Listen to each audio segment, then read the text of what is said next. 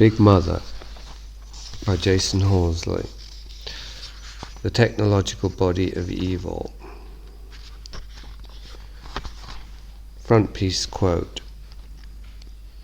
In the 19th century, science discovered that our nervous system is interspersed with forces of electricity. Science was quite right. But the scientists are wrong if they believe that the nervous force which belongs to us and which provides the foundation for our inner world of pictures and thinking has anything to do with the electric currents that course along our nerves. These electric currents are the forces that are introduced into our being by another being. They do not belong to our being at all. We arrive in this world with the garment of our organism, without being able to reach down into it with our soul to any great extent. Instead, shortly before we are born, there is also an opportunity for another spiritual being apart from our soul to take possession of our body, namely of the subconscious part of our body. This is a fact. Shortly before we are born, another being indwells us. In the terminology we use today, we would call this an Ahrimanic being. It is just as much in us as is our own soul. These beings lead their lives by making use of human beings to enable them to inhabit the sphere in which they wish to dwell. They have an exceptionally high degree of intelligence and a very significantly developed will, but no qualities of soul, nothing like what we would call the human qualities of soul and heart and mind. So we proceed through our life while having our soul and also a double who is far cleverer than we are. Very intelligent, but with a Mephistophelian intelligence, an Ahrimanic intelligence, and in addition also an Ahrimanic will, a very strong will, a will that is much more akin to the forces of nature than it is to our human will, which is ruled by our heart and mind. These beings have decided, out of their own will, that they do not want to live in the world to which they were assigned by the wise gods of the upper hierarchies. They want to conquer the earth, so they need bodies. Having no bodies of their own, they use as much of human bodies as they can, since the human soul cannot quite fill out the human body. Rudolf Steiner, Secret Brotherhoods and the Mystery of the Double. Quote, electric information environments, being utterly ethereal, foster the illusion of the world as a spiritual substance. It is now a reasonable facsimile of the mystical body, a blatant manifestation of the Antichrist. After all, the prince of this world is a very great electric engineer. Marshall McLuhan, Letters, 1969. Big Mother. Foreword. In 2020, I self-published my largest book, 16 Maps of Hell. I considered it the culmination of my literary endeavours over the previous 30 years. If not my last book, then at least the last map of hell. In 2021, Aeon, publishers of Prisoner of Infinity and Vice of Kings, asked out of the blue if I had anything they could publish. Somewhat reluctantly, I dug out an unfinished MS I had worked on for a number of years during the same hell mapping period. The book's specific focus was on the interface between technology and human consciousness. The first part, the Kubrickon, though much of it was written later, will precede Big Mother as a separate volume. This two-way conundrum, the degree to which human consciousness shapes technology and or vice versa, how much our technology shapes human consciousness, eventually made it impossible not to notice the vacuum created by juxtaposing these two apparent causal agencies. If technology is created by a form of human consciousness, which is itself largely informed by the technology, where and what is the missing causal agency in this picture? The same might now be said at the end of this literary journey of hell. If I have written a dozen books mapping hell and describing its occupants, what of the original infernal architect? Simply put, what is hell without Satan at its centre and core? I've written a great deal over the years on both Satan and Lucifer. They are not the same, at least to the degree that Bruce and Caitlyn Jenner or Anakin Skywalker and Darth Vader are not the same. I wrote about Lucifer especially in my earlier works as Aeolus Cephas. I even had a formal pact that I would always cite him at least once in my books. I've since renounced, if not denounced, those earlier books, Lucid View and Homo Sapiens, as at best naive, at worst deceived. Ironically, those writings are also closer to the truth and to the heart of the matter in at least one sense. As Aeolus, I was emboldened, partly by the pseudonym, to write of such things as Lucifer and Satan as objectively real spiritual principles and intelligences existing above, before, and beyond the myths and belief systems created around them. The problem with those earlier works was that my own perceptions and descriptions were informed more by beliefs than by direct experience.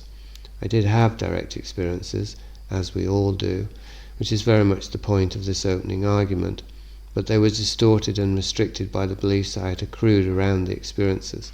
Simply put, what I wrote about Lucifer, Satan, and invisible discarnate or inorganic beings, good, bad, or neutral, was, to a significant degree, influenced by those same forces, turning me into a mouthpiece or sock puppet for them. As a result, I literally, somewhat knowingly, but also naively, became Satan's advocate.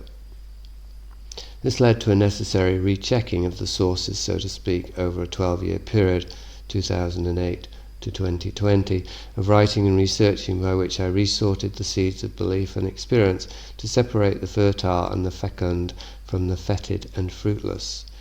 As a result, the assumption of an objective reality behind my metaphysical beliefs had to be temporarily rescinded. My focus then went to the architecture and not the architects, the cultural, social, political, and parapolitical dimensions of hell as a demonstrably human folly that exploited, and to a degree manufactured, beliefs in invisible realities as a means to achieve its goals. While immersed in this research, it seemed conceivable for a time that merely human neurosis and pathology might be enough to account for all worldly evil. Not that I ever fully believed this. I always knew there were invisible forces because I had encountered them, but it felt necessary to strip down the evidence of all speculations and reduce it to documentable facts in order to see what it looked like. What it looked like was an all-too-human hell that, at the same time, even by the same token, couldn't be fully explained as the result of human folly. Just as water that is impure must have come into contact with something other than pure water, any system that is anti-human and anti-life, by definition, cannot be wholly attributed to human activities. What I wish to state now, for the record, in these closing moments of a lifetime's literary output, is that the evidence I have amassed over the decades is nothing other than the evidence of entity infestation and entity interference within the human psyche soul, and by extension throughout human society. Satan walks among us and always has, or in the terms of this closing sin thesis, Big Mother is watching us.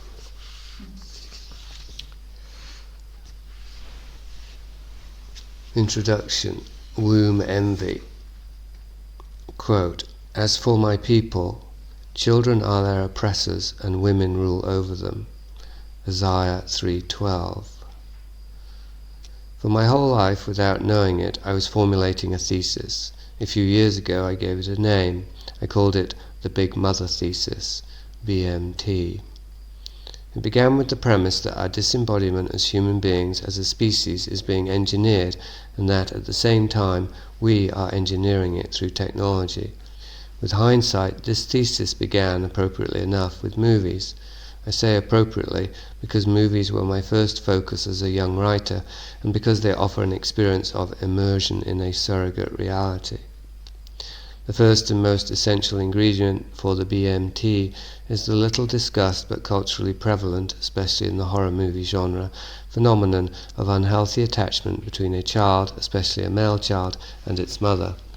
When a natural bond cannot form between an infant and its mother, the child is unable to separate from the mother when the time comes, and his psyche remains immersed in, possessed by, the mother's psyche. This kind of possession results in a lifelong, pathological, unconscious quest to regain access to the mother's body, as most extremely enacted in the case of a serial killer like Ed Gein, who inspired Buffalo Bill in Silence of the Lambs, and, most famously of all, Norman Bates in Psycho. My earliest memory of my mother is of watching a horror movie with her. I have since deduced that attempting to separate from my mother and watching movies with her created a sort of transitional space between us. In that space, I was developing an identity separate from her gaze, because it was one of the few times her attention was on me in a way that wasn't overwhelming. She was looking at the movie, and I was too, but we were both aware of each other looking. We were aligned in the shared experience of gazing. The movie then became our shared reality. If I was midwifed from my mother's psyche and into a false reality by movies, this would hardly have been necessary, or even possible, without the relative absence of my father. The same must surely be said of all the mother-bonded psychos throughout history. Who has ever heard of Mr. Bates? In its gothic and sensational way, Psycho depicts a largely unrecognized psychological reality, unrecognized because also metaphysical and ubiquitous, that of ancestral possession. It is the premise of this work that ancestral possession and its accompanying and even more socially ostracized twin, demonic possession, is the primary motivating factor in history, and that without including it, no understanding of human behavior is ever going to be complete. This is particularly the case if we are looking at human pathologies, which, I will argue, are the sine qua non, the driving force of the nightmare of human history. Parenthesis. I am aware this could be viewed as a circular argument, that if we recognize a human individual as being pathological, that same diagnosis acknowledges that pathology is the driving force in this individual's behavior. The same must also be deduced collectively. Since history is a nightmare, history's dreamer must be disturbed. End parenthesis. While not all ancestral patterns are pathological, all pathologies are to some degree ancestral. Our ancestry, of course, goes back a long way into prehistory, and the most easily observable ancestral influence is that of family members we have direct contact with, especially those we were raised by. Of these, none has a greater influence than our mother. To an incalculable extent, our self-image, our preferences, desires, fear, obsession, and choices are determined by her influence, most especially if we consider that our mother and our father's influence is itself a continuation of the influence of previous ancestors. Quote, all forms of violence are a quest for identity. When you live on the frontier, you have no identity. You're a nobody. Marshall McLuhan. As befits a work on unconscious urges and possessions from the ancient beyond, this book first began a long time ago without my realizing it. In 2008, I met an autistic woman at an online political discussion forum who introduced me to a more nuanced view of autism than I'd previously had. More importantly, she introduced me to the possibility I was myself on the spectrum. Most importantly of all, she later became my wife. My hero and role model as a teenager was David Byrne of Talking Heads, who self-identified as Aspergerian during this same period, 2008. It wasn't hard to identify many similar Aspergerian qualities in myself. Since I am also highly impressionable, an autistic trait, I took to the idea like a snake to grass. The big suit fit, so I went to the dance. 3 years later, in 2011, I was undergoing a trial separation from my wife, due in part to the difficulty I was having with her extremely autistic ways. It was during this period that I saw the movie We Need to Talk About Kevin. I was disturbed by what I saw as an inaccurate and irresponsible depiction of autism. While Kevin, the school killer, is never identified as autistic, he has several obvious characteristics. I was particularly bothered because my niece, who has some autistic qualities herself and was about 14 at the time, loved the film. It was she who recommended it to me. I wrote a long post at an online parapolitical forum challenging the film and filmmakers and sparking a discussion that went on for a couple of weeks. Then, in December 2012, when I was on my way from London, England, back to Canada to be reunited with my wife, a news story about a school shooting at Sandy Hook broke.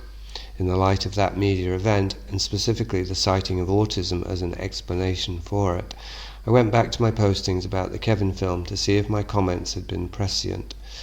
I decided to use the movie as a fictional counterpoint to the Sandy Hook incident, as a way to discuss the ways in which the media can and does create a false connection between autism and violent crime, and how and why this faulty perception seemed to be taking hold in the collective imagination.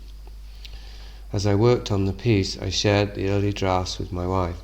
Each time I did, she came back with a dozen links to articles she considered relevant.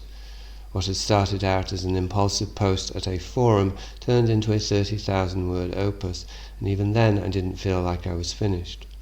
Half the links my wife sent were opening new doorways or uncovering new rabbit holes, and I was putting them aside for a second piece in order not to lose the plot of the first. There is now almost nothing left of that original material, or intention, that was the earliest iteration of this current book. It began as a first-person investigative narrative into the evolutionary enigma of what makes people different, the difficulty in meeting and embracing such differences, and the dangers, both personal and social, of rejecting them and thereby eliminating diversity. When I first embarked on this exploration 10 years ago, neurodiversity was a hot topic, one that almost no one could agree on, not even self-identified autists. Footnote: neurodiversity is a spectrum. That means that at one end there is one kind of human nature, infrared, and at the other end another kind, ultraviolet. Since neurodiversity is a spectrum, there may be as many different kinds of it as there are individuals. It's the opposite of a one-size-fits-all mode of being. The neurodiverse are those individuals who can only learn how to be themselves by shutting out the signals from the outside, by looking all the way inside for the real signal, the one that's absolutely unique to them. The most common, or at least well-known, form of neurodiversity is autism. End footnote. My impression then and now is that most people think of autism as a medical question, or at best a psychological and social one. I have long considered it a spiritual matter. In fact, my search to understand my own neurodiversity, my feeling of alienation and estrangement, of difference, has taken the form of a lifelong spiritual quest, albeit one that was atypical, unorthodox, and eccentric. Even as a seeker, I was an anomaly. What I hadn't realized until I met my wife and began to seek answers in the field of autism was that neurodiversity is also a highly political subject. In a way, it is the ultimate political subject, because the idea of a different way of perceiving reality is potentially the greatest challenge, not merely to political regimes, but to prevailing ideas of what reality is.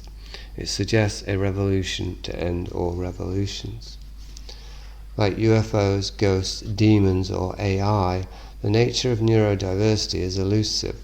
In a curious way, the more concrete the example there is to study, the less we're likely to learn from it, unless we are able to meet it on its own turf. A genuine alien encounter would be beyond our everyday understanding. It would require a shift in perceptual bias, human centricity, and a letting go of certain taken-for-granted beliefs both about reality and ourselves. Speaking from my own experience, as well as what I've learned about other people's, being neurodiverse is a bit like being stuck in an adolescence that never ends. We never really grow up and become adults. At best, we just learn to pass. So all the advice, counsel, and guidance from the people who managed to grow up, who became socialized units of the collective neurotypical community, is pretty much useless. We just don't get it, because they just don't get us. Quote, "Do people think they can cure the ills of the present time by applying the same principles which have brought them about? If so, they are utterly deceiving themselves."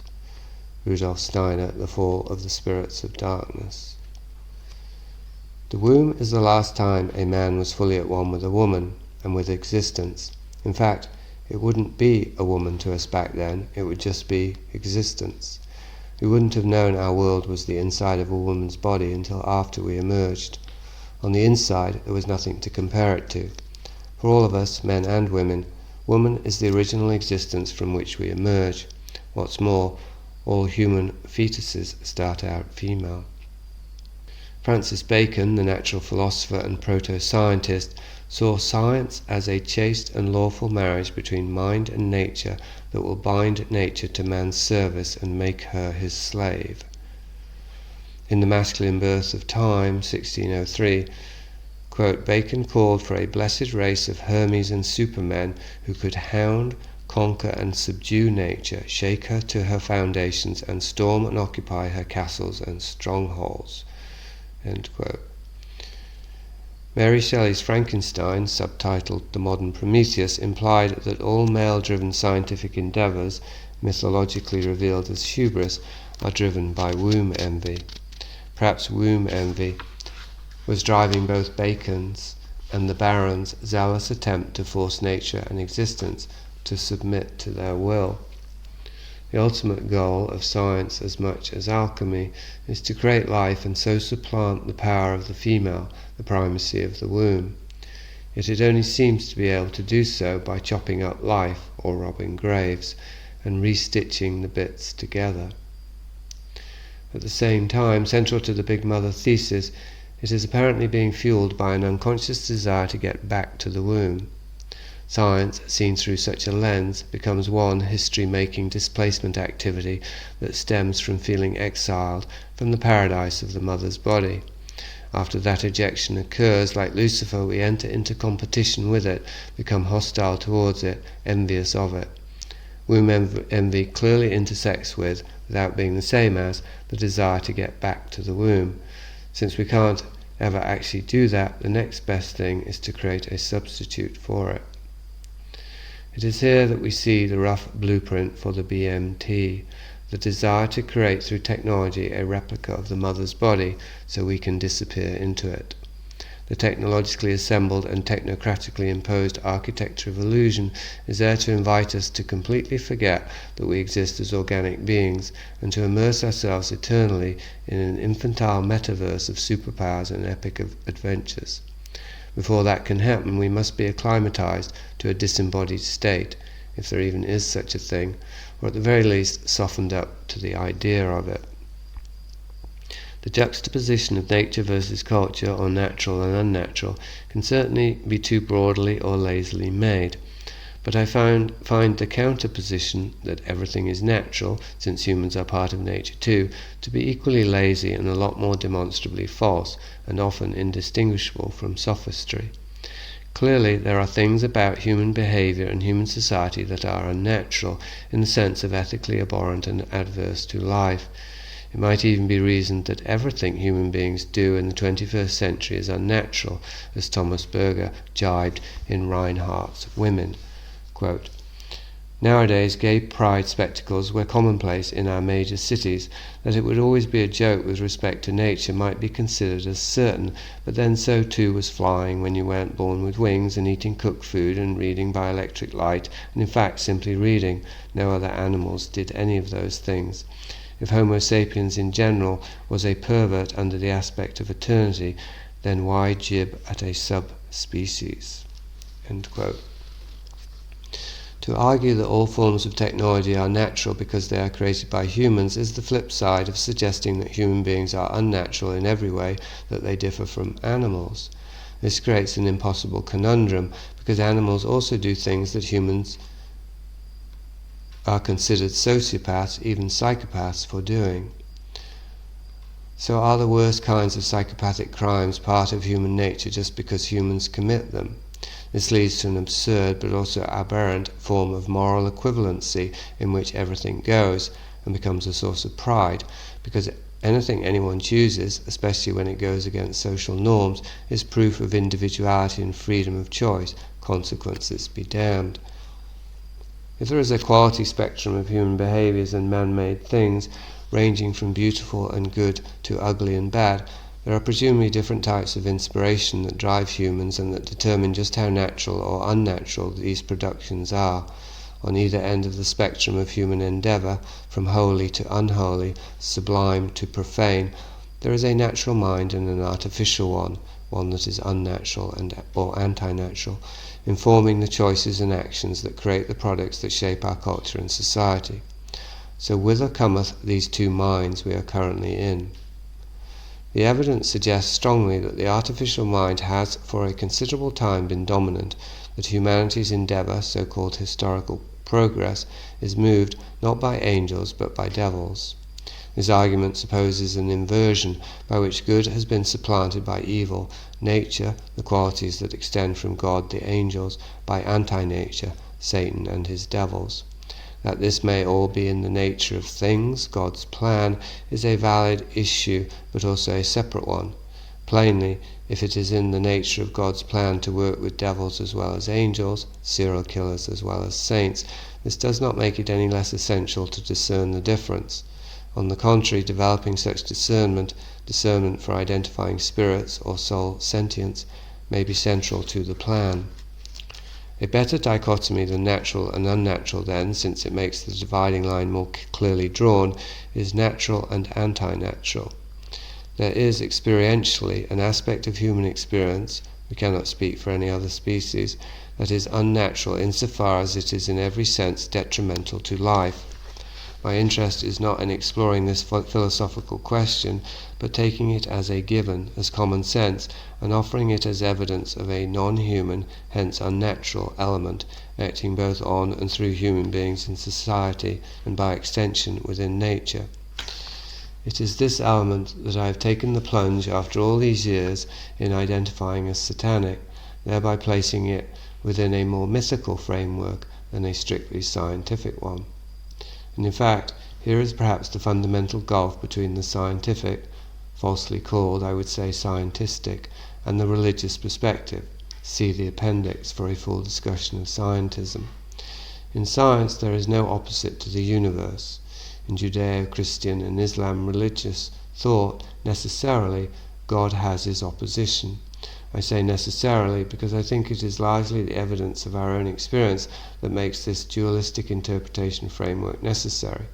We know that there is good and evil, that there is something within us that is deeply opposed to life, because we experience it every day, every hour, and probably every moment of our lives. And those who deny it are almost invariably the most fully possessed by it. This doesn't mean I will be attempting to superimpose more secular concepts of culture or technology versus nature, or even human versus divine, onto this primary ancient metaphysic of good and evil. On the contrary, I will be seeking to find ways in which the two forces within ourselves can be mapped inwards from the outer clues of the world that surround us to a schism that exists at the very core of us, in the place where not just God, but also his prodigal firstborn son, Satan, pun fully intended, lies.